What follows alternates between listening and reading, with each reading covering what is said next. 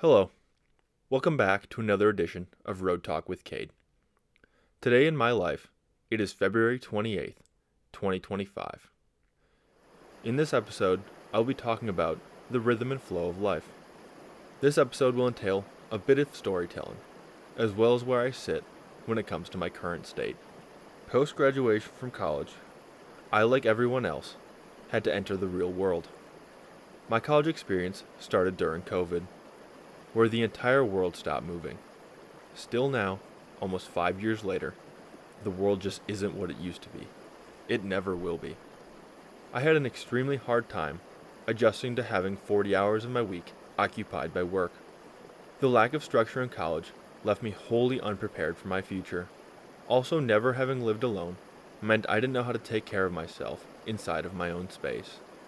Piling all that on top of moving to an entirely new place, where I didn't know anybody, while working a job that I hated, sent my life in a tailspin. Looking back on my college years, I tended to drink more on an average night than my counterparts, as well as staying out later than them when we went out. That growing addiction to alcohol was used as a coping mechanism, which drastically intensified when I moved away. Overwhelmed by my surroundings, with a lack of knowledge about who I was, left me not understanding my place in the world, nor how moving forward I would go about carving my place into it. All I knew was that I didn't want to live at home, and I wanted to travel the world.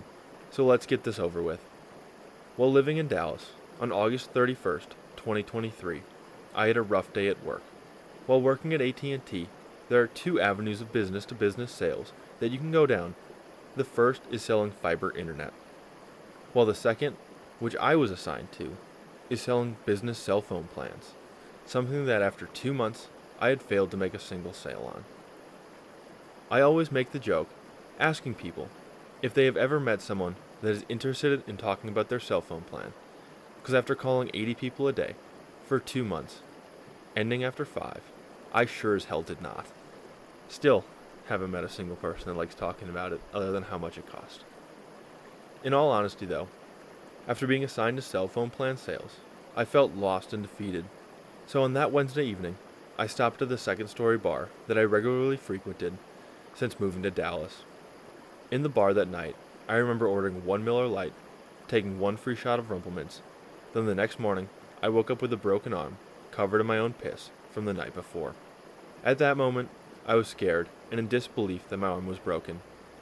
Still drunk, I had adrenaline from the accident still pumping through my veins.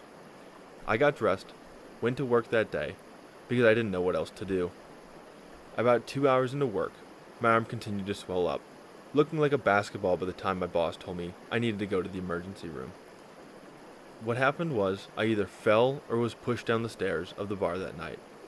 I have no recollection of any of the events that occurred. I do not blame the bartender or the establishment one bit for what happened to me. I take full responsibility for the mistake that I made that night. I carry the blame for the situation that I put myself in. The result of my mistake was a broken and fractured radial head in my left arm. That night, leading into those coming weeks, were some of the lowest points of my young life. I believe for the first time this is me telling the true story to the masses. Why? Well, I was ashamed. I was ashamed of being a failure. I was embarrassed to have made such a major mistake. Part of moving away was because I wanted to disappear for a while. After that experience, I never wanted people to know what happened to me again. So why can I stand here now and tell the truth without a care in the world? The reason for this is because I have found a rhythm and flow in life. That overwhelmingly stressful time taught me more about who I am as a person than any good thing that has ever happened to me. In Dylan Gossett's song Coal, he sings, "If pressure makes diamonds, then why the hell am I still coal?" As I was trapped in my empty apartment in Dallas, I had plenty of time to self-evaluate my surroundings. I wasn't happy with any part of my life, but I knew to make sure that I would never allow myself to be in a situation like that ever again. I am by no means a diamond yet, but that pressure chamber was able to give me the skills and knowledge that created 2024, which was, what I think, and always will be, one of the best years of my life. That was a long and drawn out story, but one of the building blocks that I will be using to propel my ambitions and carry me through the rest of my life. Fast forwarding back to today, I have a smooth operating rhythm that allows me to stay productive. In college, my goal was to have as much free time as possible built into my day, so that I could be a couch potato and smoke pot on my balcony. I now look back on that 4-year experience as a complete waste of time, for more reasons than one. Instead of doing nothing all day, I now structure out as much of my day, week, month, as possible so that I can maximize my time on this earth. The more structure I have implemented in my life, the better the rhythm I feel that I've been able to get into. Yes, the monotony of the day-to-day is still a drag at times. When you do anything at a microscopic scale, it will fry your brain. If I step outside of my current day's tasks, I can think about the rest of my year and the plans I have to make this year amazing. In 2024, I learned how to take care of myself, taking major advances in my cooking skills so that I have meals prepped, allowing me to eat healthy all week long. I spent more time outside than I ever have in the past, implemented safety stops that protect me from falling backwards. However, I am not focused on what is behind me just yet. That is what being old is for. So where do I sit now? I am sitting in the Old Europe coffee shop in downtown Asheville, North Carolina, like I have every Saturday morning this year, writing about the past, but thinking about the future. For the rest of the episode, I want to discuss my current state of mind. I want to talk about work for a second. Do you remember a time where you started a new job and were overwhelmed by your surroundings? I sure as hell do. I just told you about it, what happened to me last time I was in that situation. In my current entry-level role, I have now crossed the 16th month mark. When I started this job, the work used to take me the full 40 hours to complete because I was still learning how to do everything. I have now become so efficient with my tasks at hand that I can complete my entire work week by 2 p.m. on Tuesday.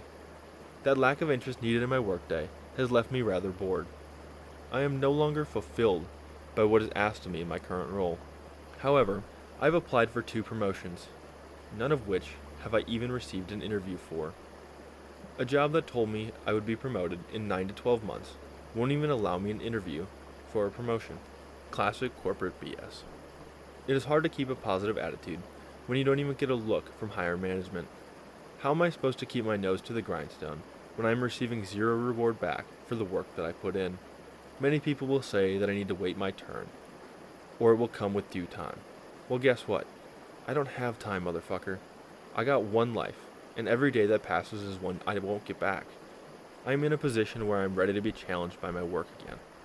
I want to be pushed inside of work, so that I feel as though I'm actually achieving something, compared to simply managing something. To put it simply, what kept me content in 2024 no longer fills my appetite for 2025. Where I currently sit in my work-life balance, I am no longer in rhythm. Life isn't flowing together how I want it to currently. The weird part is that the place I am struggling is inside of work, unlike at AT&T, where I struggled more on my own personal time. Due to the growth I have had in my personal life, it has led me to believe I'm ready for more. But where I sit, I am not being provided the opportunity to shoot for more. Though, a promotion or job change will lead to a continuation of my life being out of rhythm, with it affecting how I operate in my own personal life. That readjustment, I believe, however, will continue to push me towards the dreams that I am planning to achieve in my life, a short-term setback leading to a long-term payoff. Unlike when coming out of college, I am not scared of the change I want to make. I am eager for a chance to dance with it. Since moving away, I have spent a lot of time alone. I mean a lot of time alone. Comparing the person I am now to my past self, I know a great deal more about what makes me the person that I am. Staring into the reflection in the mirror, I know where my strengths and weaknesses lie. I know for a fact that I can handle the pressure of adding more responsibility to my plate in the coming months. Adding more responsibility to my plate is good for me. It's good for my personal growth. An example I like to use to describe my life/abilities is with a plate of food. Think about yourself at age 16.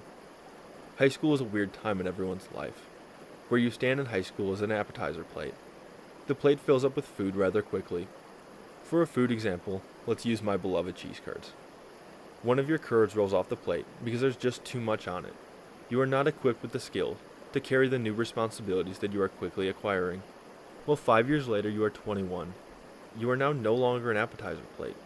Rather, you've expanded to a dinner plate. The cheese curds may still be on the plate for the most part, minus the ones you've eaten.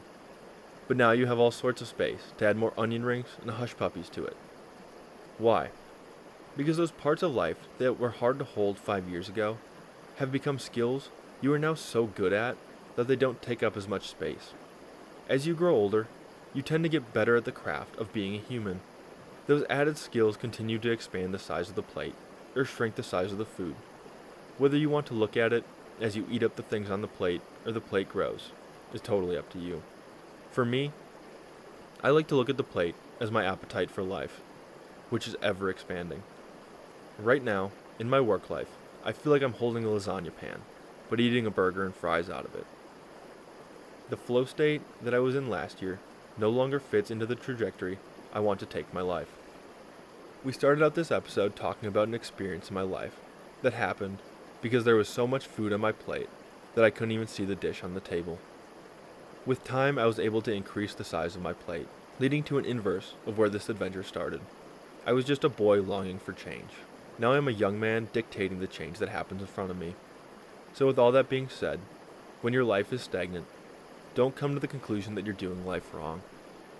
However, step outside of your ecosystem to analyze if you've reached a point in your life where your current ambitions no longer match up with the new skills you've added to your repertoire.